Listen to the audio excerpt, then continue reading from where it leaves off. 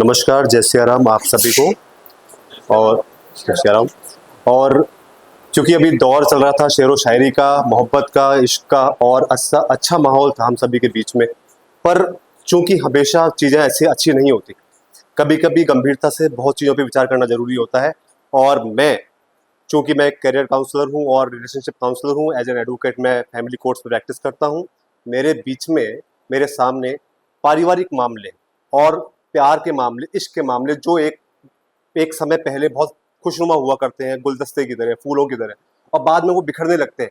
तो उनके चेहरे पर जो पीड़ा, जो दर्द के भाव होते हैं, अभी जैसे सादिक भाई ने जो शायरी आपके सामने पेश की है, वो उन शायरों ने उस अंदाज में, उस भाव से लिखी है, जब वो इश्क को सराहते हैं, उसकी उसकी उसकी प्रेज करते हैं, प्रशंसा करते हैं, उस इश्क को पाना चाहते हैं, उस इश्क की कामना होती है। पर वो मंजर क्या होता होगा जब उस इश्क से, उस मोहब्बत से, उस प्यार से लोग पीछा छुड़ाना चाहते हैं। आप सोचिए वो दर्द क्या होता है, जब हसीन चेहरों पर दर्द के आंसू होते हैं।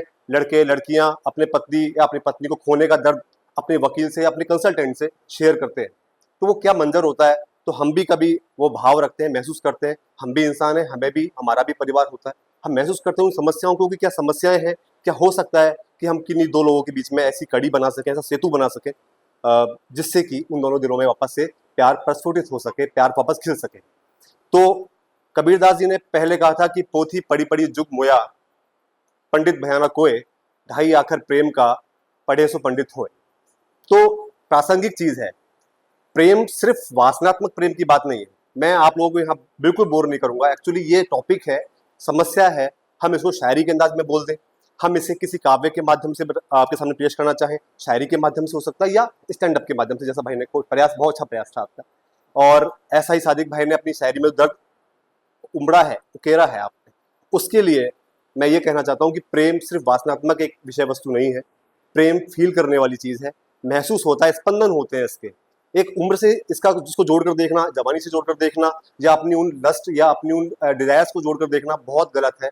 आप प्रेम की, जो कबीरदास जी जो मैंने दोहा पढ़ा, इस दोहे में जो कबीरदास जी कहना चाह रहे हैं, वो पशु पक्षियों के प्रति भी प्रेम हो सकता है। वो पूरी कल्पना जो किसी के भी प्रति आपका हृदय द्रवित कर दे, जो किसी के भी प्रति आपके मन में वो भाव ले आए कि इसको मेरी सहायता की जरूरत है, इसे मेरे प्यार की जरूरत है, उस स्पर्श की जरूरत है, जिससे कि वापस पुनरुत्थान हो सकता है, या पुनः उठ के खड़ा हो सकता है।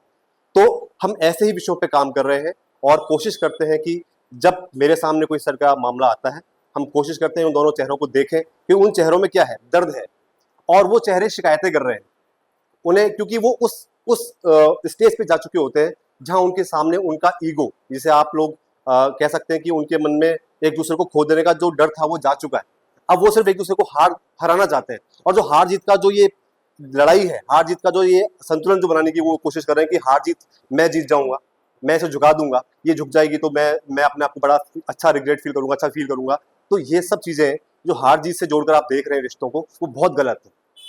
आज के प्रेमियों से, प्रेमिकाओं से, या पति पत्नी से हम लोग ये अपेक्षा करते हैं कि आप जीवन में किसी भी स्तर पर आपकी लड़ाई हो सकती है, बहस होती है, नोकझोंक इस रिश्ते का एक कैसे अविभक्त अंग है, इस रिश्ते की पहचान है, इस रिश्ते की बुनियाद है। आप पूरा दिन प्रेम करके देख लीजिए, एक दिन बाद, कुछ दिनों बाद वो प्रेम आपको खाने को दौड़ेगा, क्योंकि वेरिएशन जरूरी है। हम लोग वेरिएशन चाहते हैं लाइफ में। हम लोग रोज एक तरह का कपड़ा नहीं पहन सकते। हम लोग एक यूनिफॉर्म से भी, हमारी कोर्ट की जो यूनिफॉर्म है, black coat and black pant, आपने देखा होगा यूजुअल वकील पहनते हैं, हम लोग वो पहनते हैं, पर हम भी 7 दिन 6 दिन पहनने के बाद छोड़ते हैं, छोड़ो उसको यार, हम बोर हो जाते हैं उस लाइफ स्टाइल से, उस ड्रेसिंग सेंस से। तो हम जब ड्रेस, कपड़े अपनी अपने तन पर रख नहीं सकते, तो उन भावनाओं को कैसे रखेंगे जो एक तरह की हो। तो हमें ये चाहिए कि हम उस वेरिएशन को अडॉप्ट करें, उसे अपनाएं दिल से, कि पत्नी का प्रेम अगर आपका है तो पत्नी का गुस्सा भी आपका ही तो है। उससे भागना कैसा, या उसमें ईगो कैसा, उसमें कैसी तू मैं कैसी हार और जीत। तो ये समझने के लिए जरूरी है कि जब मेरे पास कोई कस्टमर, मेरा कोई क्लाइंट आता है, और जब इस तरह की रिलेशनशिप में हम काउंसलिंग करते हैं, तो हम सबसे पहले उनको कहते हैं कि भैया इस कमरे के बाहर, इस ऑफिस के बाहर अपना ईगो छोड़ाइए, हो सकता है आप यहाँ से साथ जाएंगे।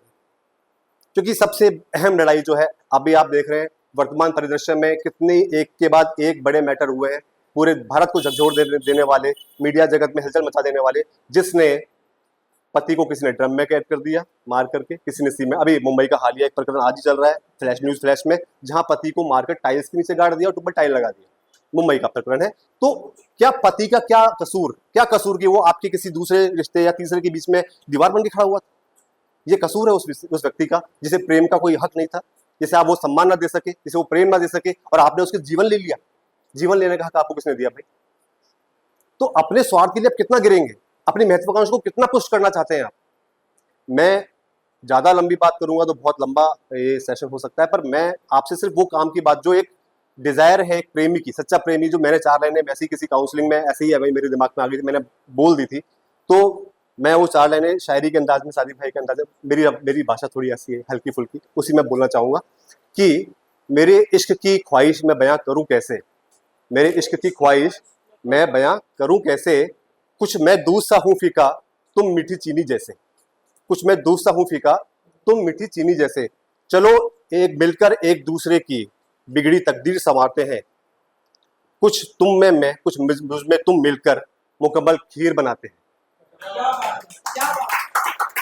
तो बस यही रिश्ता है पति पत्नी का या प्रेमी प्रेमिका का, कि एक दूसरे को उठाने का, एक दूसरे को संभालने का बीड़ा उठाइए, ना कि एक दूसरे को नीचा दिखा करके अपने आप को बड़ा बताने का। यही प्रेम है, और इसी प्रेम के लिए हम सब आज कहते हैं कि हम लोग प्यास महसूस करते हैं। आज वो प्रेम खो के रह गया है। हम रिश्तों में भी बैठे हैं, हम 2 जगह बैठते हैं, मोबाइल लेके बैठे होते हैं।